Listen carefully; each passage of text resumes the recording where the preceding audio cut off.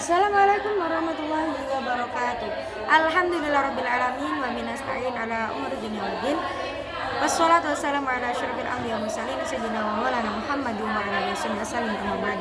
Yang terhormat kepada Abi Hanif dan Umi Ida selaku pengasuh pesantren Supercam Melaroi Hanifida. Yang terhormat kepada segenap jajaran pengurus, dewan guru dan teman-teman semua yang sedang berbahagia. Jadi pada malam ini saya Fatina Nabila akan mempresentasikan tentang khutbah dari kitab Ubudiyah. Yang pertama ada syarat-syarat khutbah. Yang pertama, khotib itu laki-laki. Khotibnya laki-laki ya. Khotib itu harus laki-laki. Yang kedua, khotib itu suci dari hadas maupun najis. Yang ketiga, khotib harus menutup aurat. Khutbah paling tidak didengar kurang lebih 40 orang yang mungkin. Nah, juga berdiri ya. Jadi syarat itu juga ada khotib itu berdiri di antara dua khutbah. Khutbah yang dikhutbahkan atau yang dikumandangkan itu bersifat sinambung atau memang berkesinambungan, menggunakan bahasa Arab, mengandung muwalah, dan paling tidak ketika khutbah pertama maupun kedua itu menggunakan bahasa daerah. Terus yang kedua ada rukun seputar khutbah. Yang pertama membaca hamdalah menggunakan lafaz yang mustaq. Jadi ada hamdu, ada lafaz jalalah Allahu. Jadi alhamdulillahirabbil alamin seperti itu. Yang ketiga ada mendoakan seluruh umat muslim di dunia dan berdoa tentang kehidupan, bukan kehidupan, berdoa tentang akhirat ya.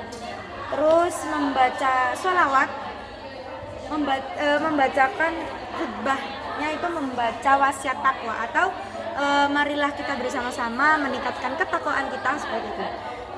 Membacakan ayat Quran yang mudah dipahami. Selanjutnya ada prosesi khutbah. Nah, prosesi sholat Jumat ini sendiri yang pertama, ketika kita sudah masuk waktu sholat zuhur, kemudian kita sholat tahiyatul majlis atau hormatil majlis ya. Di situ sholat 2 rakaat atau sholat sunnah dulu. Kemudian Bilal mengumandangkan azan yang pertama. Khutbah mengucap Assalamualaikum warahmatullahi wabarakatuh. Bilal mengumandangkan azan yang kedua atau azan khutbah Jumat. Habis Bilal mengumandangkan azan yang kedua, mulai berkhutbah. Khutbah yang pertama yang mengandung wasiat takwa, sholawat dan yang lain sebagainya tadi ya. Kemudian sebelum itu khutbahnya naik mimbar. Khotibnya menerima tongkat kemudian menaik mimbar dengan posisi menghadap kiblat dan Bilal membaca doa. Selanjutnya itu ketika khatib membacakan khutbah pertama, kemudian duduk di antara dua khutbah. Nah, waktu ini waktu yang mustajabah untuk kita berdoa. Setelah itu khutbah kedua dilanjut salam, dan terakhir kita melaksanakan salat Jumat. Oke, yang terakhir ada sunnah-sunnah dalam khutbah. Yang pertama di sini yang kita bahas khutbah seputar Idul Adha dan Idul Fitri.